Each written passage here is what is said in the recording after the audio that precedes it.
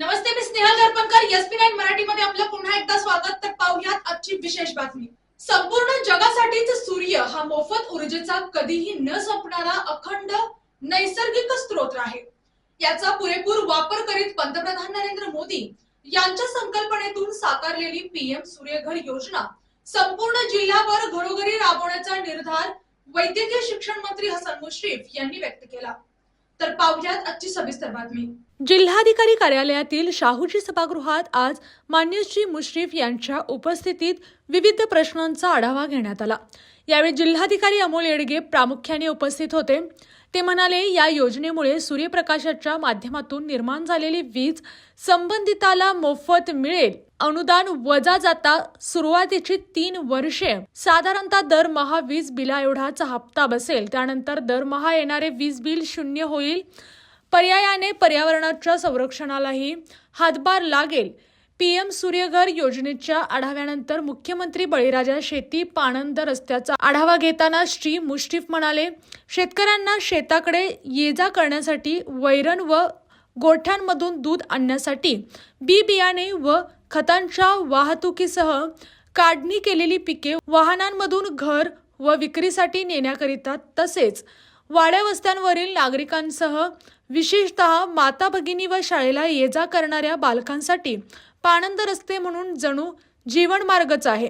ज्या ज्या ठिकाणी शेतकऱ्यांचे वाद नसतील म्हणजेच पर्यायाने त्यांची संमती असेल अशा सर्व ठिकाणी प्रशासनाच्या सहाय्याने पाणंद रस्त्यांची कामे मोठ्या प्रमाणात हाती घेण्यात येणार आहेत. या रस्त्यामुळे शेतकऱ्यांची मोठ्या प्रमाणावर सोय होणार असल्याने शेतकऱ्यांनी आपापसातील वाद मिटवून या योजनेचा वापर प्रभावीपणे करावा. या अभियानाचा प्रारंभ येत्या 19 एप्रिल पासून कागल, गडिंग्लज, उत्तूर विधानसभा आदी मतदारसंघातून अक्षय तृतीयेच्या मुहूर्तावर करणार असल्याचे श्री मुश्रीफ म्हणाले.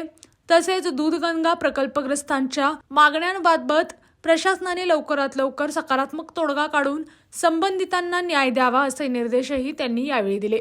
तर पाणंद रस्त्याबाबत येथे 8 दिवसांमध्ये दर निश्चिती केली जाईल. तसेच ग्रामपंचायतीकडून या रस्त्याच्या अनुषंगाने संबंधित शेतकऱ्यांच्या मागणीनुसार प्रस्ताव मागवण्यात येणार असल्याची माहिती जिल्हाधिकारी अमोल येडगे यांनी यावेळी दिली. चौकट शेतकऱ्यांच्या शेती बांधापर्यंत थेट बैलगाडी, ट्रॅक्टर व यंत्रसामग्री पोहोचू शकेल असे बारमाही रस्ते निर्माण करणे हा या योजनेचा मुख्य उद्देश असून यासाठी आपण आपल्या आमदार निधीतून सुमारे 5 कोटी रुपये देणार असल्याचे श्री मुश्रीफ यांनी यावेळी सांगितले. पाणंद रस्त्यांसाठी 14 योजनांमधून निधी या अभियानांतर्गत पाणंद रस्ते हे 100% यांत्रिकीकरणातून होणार आहेत. पाणंदी तयार करण्यासाठी CSR सह 15वा वित्त आयोग, खासदार व आमदार यांच्या स्थानिक विकास निधी, ग्रामपंचायतींना जनसुविधांकरिता मिळणारे अनुदान तसेच मोठ्या ग्रामपंचायतींना नागरी सुविधांकरिता मिळणारे अनुदान, जिल्हास्तरीय खनिज विकास निधी, ग्रामपंचायतींना मिळणारे महसुली अनुदान, ग्रामपंचायतीचे स्व उत्पन्न, जिल्हा परिषदेच्या सेस फंडातून उपलब्ध होणारा निधी, ग्रामीण भागात गावांतर्गत मूलभूत सुविधा पुरवणे म्हणजेच 25 पैकी 15 इतर जिल्हा योजना, अनुसूचित व आदिवासी क्षेत्रातील पैसा अंतर्गत उपलब्ध निधी, ठक्कर बाप्पा आदिवासी वस्ती सुधारणा कार्यक्रम, भगवान बिरसा मुंडा जोड रस्ते योजना, आदिवासींसाठी नाविन्यपूर्ण योजना यांसारख्या विविध 14 शासकीय योजनांतून निधी उपलब्ध होणार असल्याचे श्री मुश्रीफ म्हणाले.